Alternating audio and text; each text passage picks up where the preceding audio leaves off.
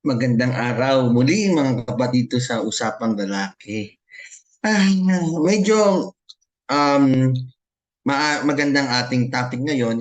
Interesting kasi ang Setyembre, ang buwan ng Setyembre ay National Suicide Prevention Month. Okay? So, ito'y ating ginuginta upang um, ituro sa ating mga kabataan at sa inyo mga magulang kung paano natin maiwasan, ma-prevent ang dumadaming kaso ng suicide. Okay, mapababa ang at masiro talaga kahit papaano ang at di na maulit ang suicide sapagkat ito ay nakakabahalang usapin.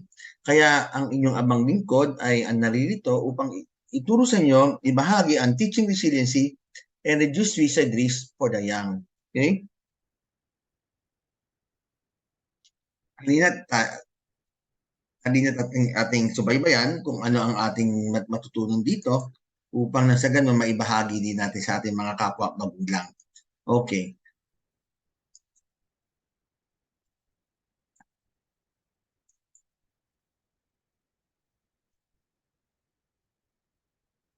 Sabi nga sa Matthew 11 verse 28, "Come to me all who labor and are heavy laden, and I'll give you rest." Okay?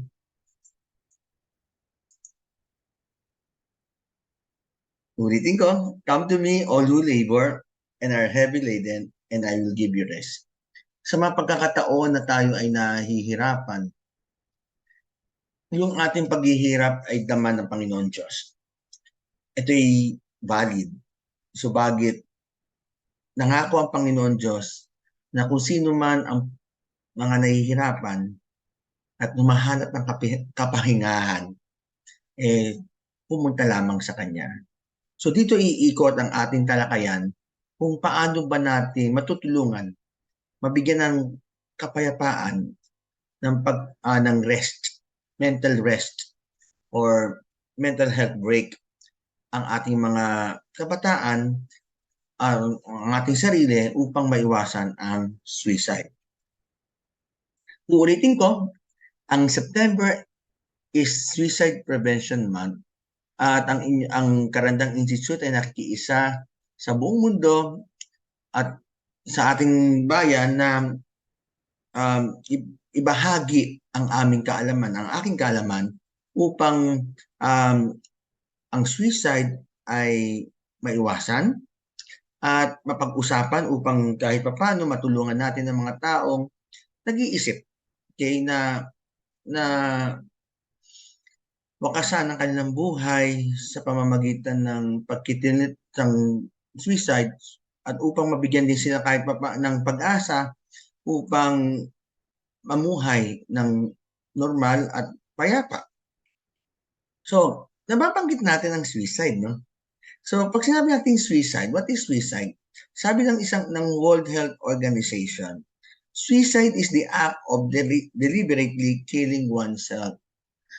Ulitin ko, it is an act of deliberately killing oneself. Ibig sabihin, walang pumatay. Okay? Ikaw ang nag-cause o ikaw ang nagtapos ng buhay. Ito'y nangyayari.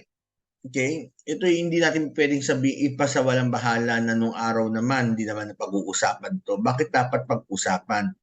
Upang sa ganun mabigyan ng awareness ang mga tao na paano natin tutulungan ang mga taong suicidal. Ang mga taong nawawalan ng pag-asa at tanging suicide ang kanilang solusyon upang mailigtas sila sa kapahamakan. Sapagkat napakahalagang pag-usapan to dahil tayo ay bahagi ng kanilang journey, okay, sa pagpapagaling, matamo ang kagalingan pangkaisipan o kalusugang pangkaisipan, no?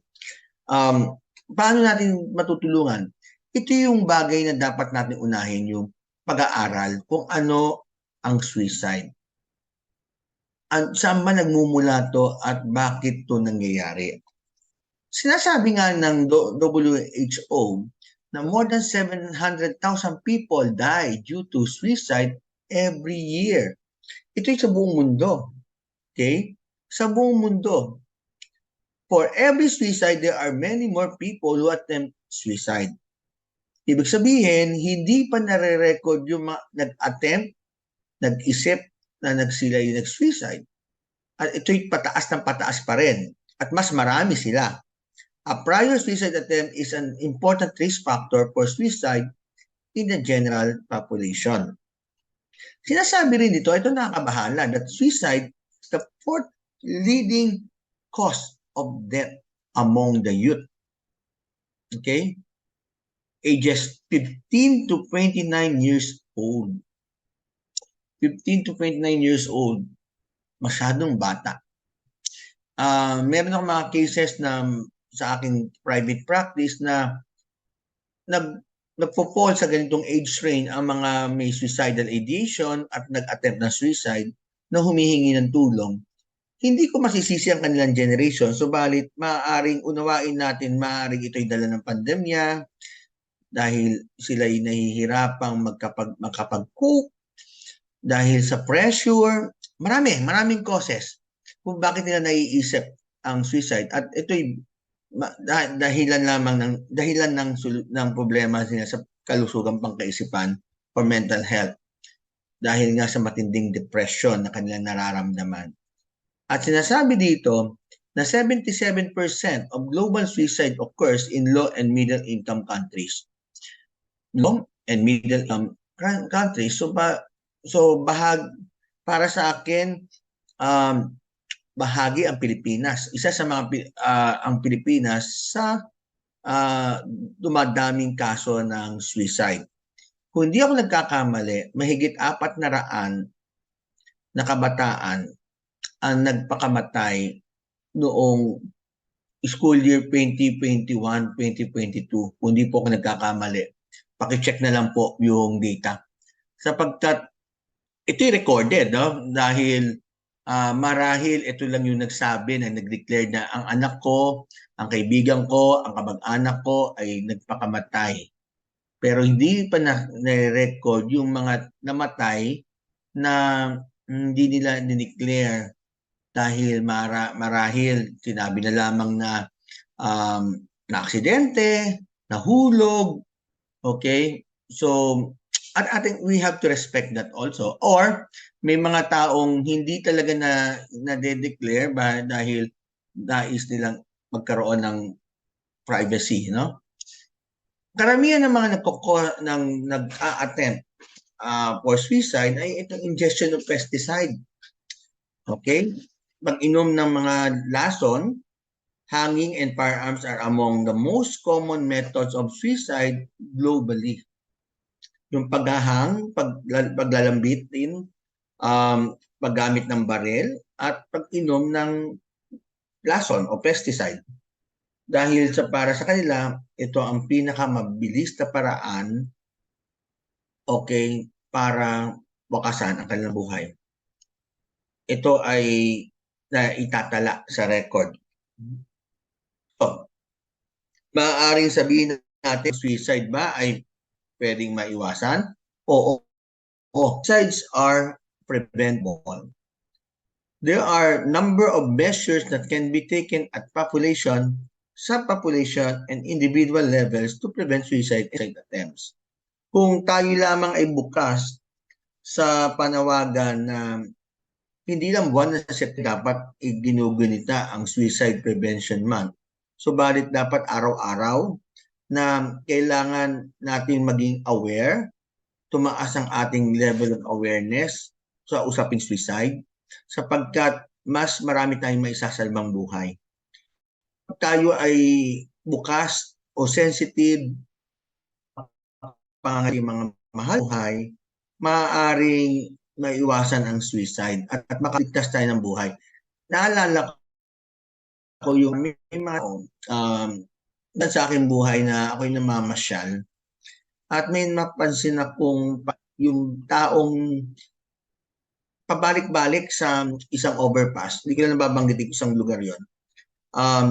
Ako'y nabahala sapagkat, o na-curious rather, sapagkat parang ang taong ito ay pabalik-balik na lang kung ano na lang, kumbaga hindi niya alam kung anong gagawin. Bakit siya minsan titingin na lang sa ilalim, minsan aatras, minsan iiyak. So ako'y nababahala at bilang isang batang psikolohista noon, batang-bata ako noon, bagong graduate pa lang ako pero hindi pa po ako lisensyado noon. Naisip ko, hindi ko pwedeng iwanan 'tong taong ito.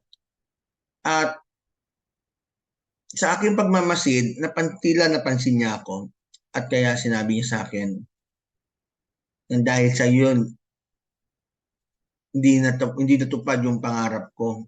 Sabi ko, ano ho bang nangyari? Ano po ba ang gusto niyong gawin? Gusto ko sana loan. Pero dahil sa iyo, salamat at nag-iisip ko. Ah, ganun po ba? Okay? Wala akong sinabi, wala akong ano, pero para dama ko na naging authentic yung nadama niya yung aking sense at kahit papaano nakatulong. Sabi ko sa kanya, kung mamarapatin niyo po at hindi naman po kalabisan, no? Maaari po ba ninyo ibahagi ang inyong karanasan? Baka ho makatulong ako. At nagkwento siya at sabi ko, kung hindi naman yung kalabisan, magpasalamat po tayo sa Panginoon Diyos sapagkat naliwanagan din ang isip niyo. Marami sa iba masyado akong religious, spiritual, pero para kasi gumalaw na rin ang Diyos kahit doon sa nangyayaring yun dahil kahit pa paano, nailigtas natin ang buhay na. Since hindi pa po ako lisensyado, so hindi ako masyadong equipped pa, kaya lagi ko itong ginugunita dahil kahit pa paano ho, ay nailigtas natin ng isang buhay. Isang rin karanasan na aking isang pangyayari na aking naranasan ay yung ako'y nagsisimba somewhere dito sa Metro Manila. Isang lalaking hagulhol ng hagulhol at sinabi ko, kapatid, ano ang may paglilingkod ko? Hagulhol siya ng hagulhol. Sabi niya, wala ka matutulong sa akin.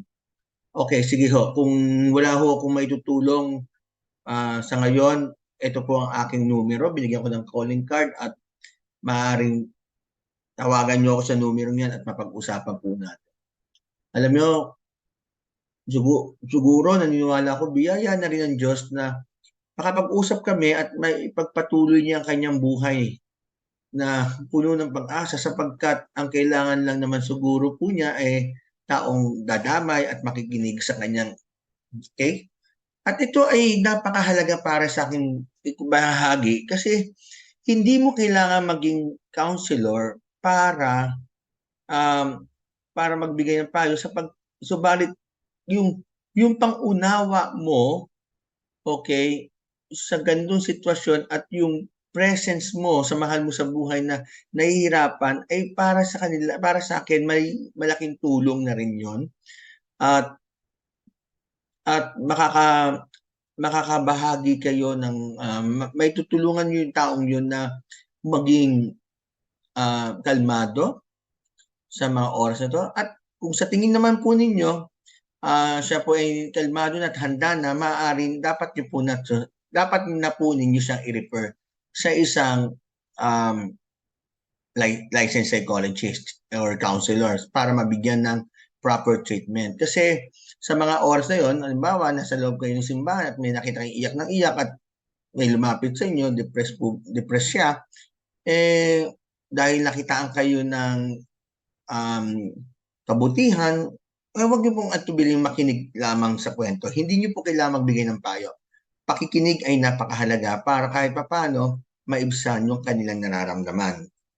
Sabi ng WHO, okay, merong approaches, okay, for suicide prevention. At ilan dito yung evidence-based intervention na recommend niya. First, limit access to the means of suicide, such as pesticides, firearms, certain medications. Kaya nga po kapag meron po kayong kilala na suicidal or nagkaroon ng suicide ideation, huwag niyo pong iwanan ang mga bagay na pwedeng maging methods of suicide tulad ng lason, kutsilyo, baril, or mga gamot. Okay? Kasi sapagkat napaka-delikado, no? Napaka-delikado po nito. Okay. So, interact with media for responsible reporting of suicide. Kailangan po natin yan dahil para mabigyan ng kaalaman at foster socio-emotional life skills in adolescent. Kaya po minsan na nalulungkot ako dahil parang pinababayaan na lang natin ang mga kabataan nating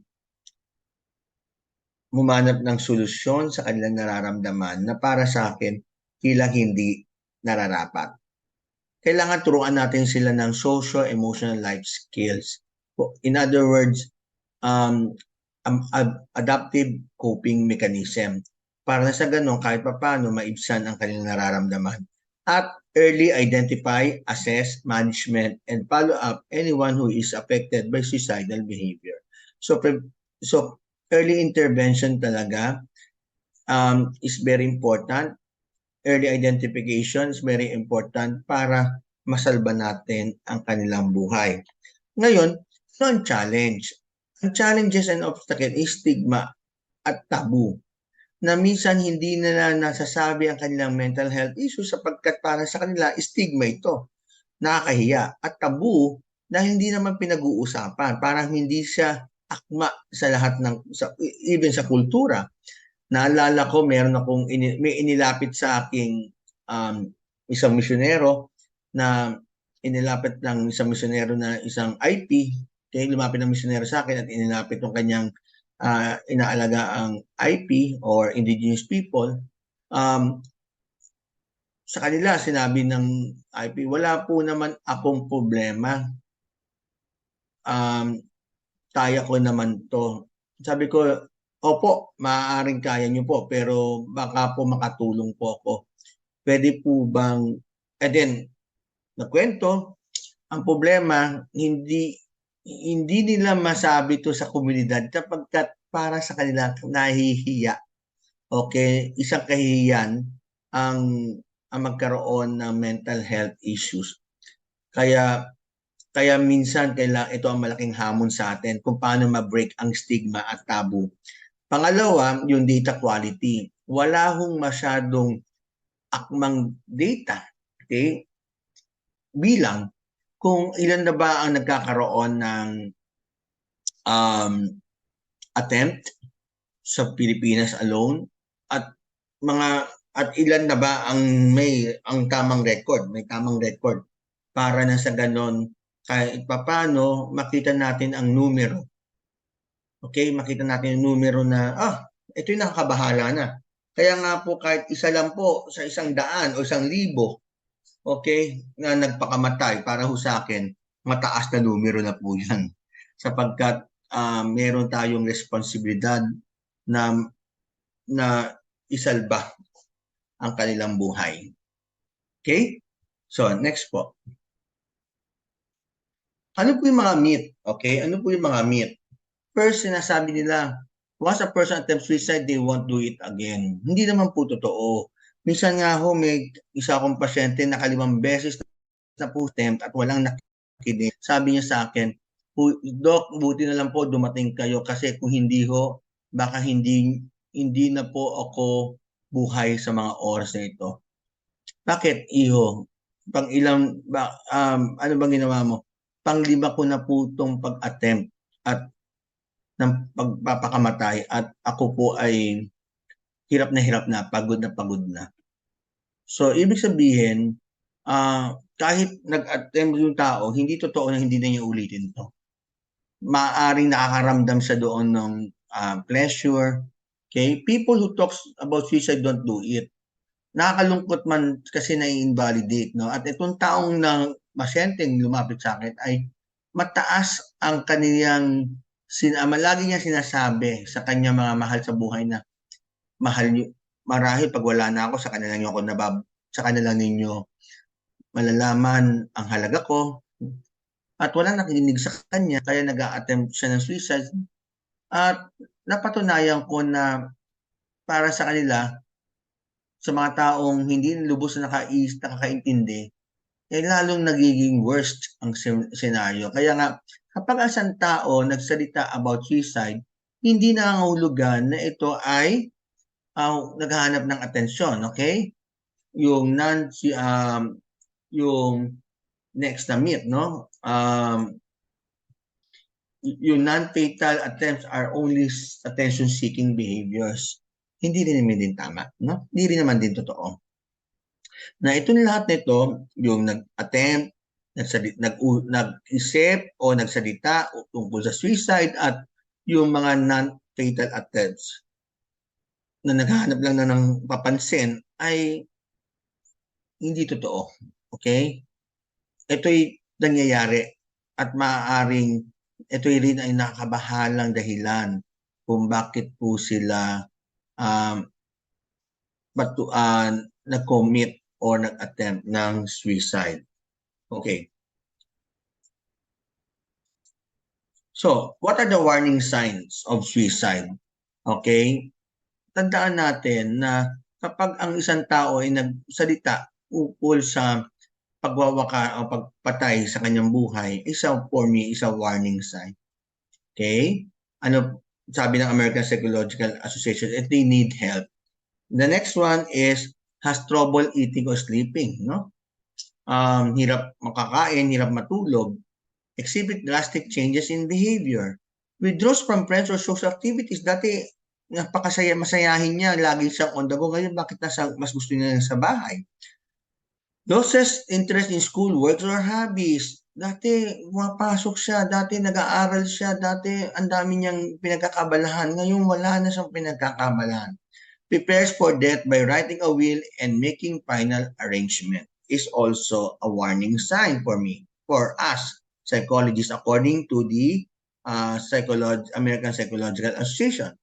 Gives away prized possession, has attempted suicide before, he takes or she takes unnecessary risk, he has recently experienced serious losses like losing a friend, losing a pet, some preoccupied about death or with death and dying, loses interest his or her personal appearance. Hindi na siya naliligo, hindi na siya nagpapaganda, papapogi, at increases of alcohol and drug use. Ito po ay very alarming para ho sa amin at kailangan natin bigyang pansin. Kapag meron lang pong isa dyan, para sa akin, it is already a warning sign, it's a red flag. Malinaw po. Okay. So, kung minsan napapansin ninyo na meron na pong red flags ang mga anak ninyo, paano po natin i-manage yung kanilang suicidal behavior? First, letter A, allow them to express their feelings. Better to say, okay, sabi nga namin, say it and do not delay.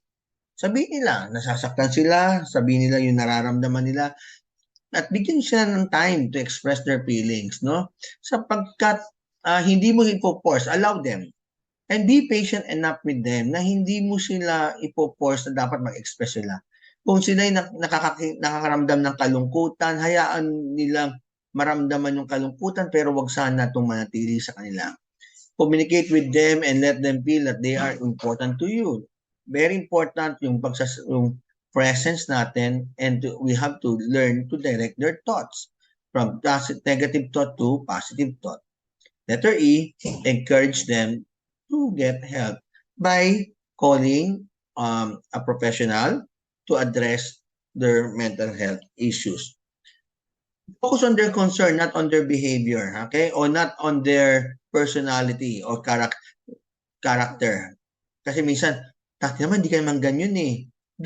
Dapat ugugugan ka lang. Dapat kayanin niya kasi lakas-lakas mo dati.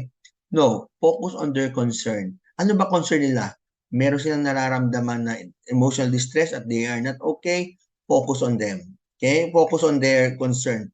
Yun ka lang. Huwag mo nang tingnan yung nakaraan or yung ano ba ng pagkatao niya.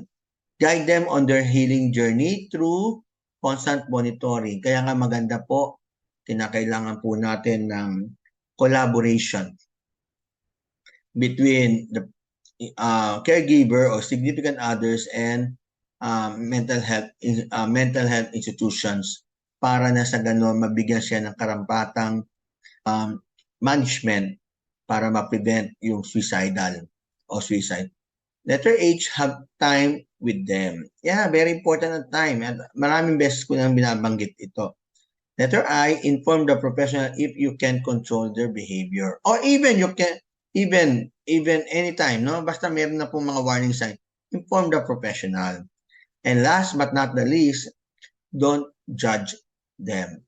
Stop judging them sapagkat hindi iyon nakakatulong, okay, but rather ito ay nakakabahala at nagkakaroon lang din to ng masamang epekto sa kanilang kalusugang pangkaisipan. Malinaw po? So, how do we raise our resilient child? Okay. First, we have to learn to have a concrete skills. Concrete skills should be learned by your child or by your students. Okay. Ginamit ko kasi ito sa mga teachers, no? So, by your child or by your students, ano yung mga concrete skills? Ito yung mga what we call psychological, psychosocial coping mechanism, okay? Like self-care, like mga life skills, simple life skill lang, napaka-importante sa kanila yon para na sa ganun makabangon muli sila. Help them to manage their emotion. Okay? Help them to manage their emotion. Kaya kailangan din natin ng anger management, kailangan din natin ng psychotherapy para kahit papano ma-alleviate yung symptoms, okay, yung depressive symptoms at makaramdam sila kahit papano ng sa gitna ng distress, makaramdam sila ng kahit papano ng calmness. Okay? And then letter I, involve them in all the activities and let your students or your child learn from their mistakes. Okay? Let your students, okay, or your child rather, learn from their mistakes. I understand na minsan nakakalimutan natin na dapat yung ating mga kabataan maging productive, okay? At maintindihan nila na yung kanilang mali sa nagagawa sa eskwelahan ay bahagi yun ng kanilang buhay at hindi yun yung pagkatao nila. Okay? Ibig sabihin po, ang pinagkaiba, ano po ba pinagkaiba ng school and life? Sa school, you have to learn the lesson, take the test. But in life, you have to learn that, you have to take the test for you learn the lesson. Okay? Kasi doon pa lang papasok, okay, yung teach them learn to solve their own problems. Okay? Na, wait. Hindi ako okay. Ano ang solusyon sa aking problema? Kailangan kong tumawag ng mental health professional.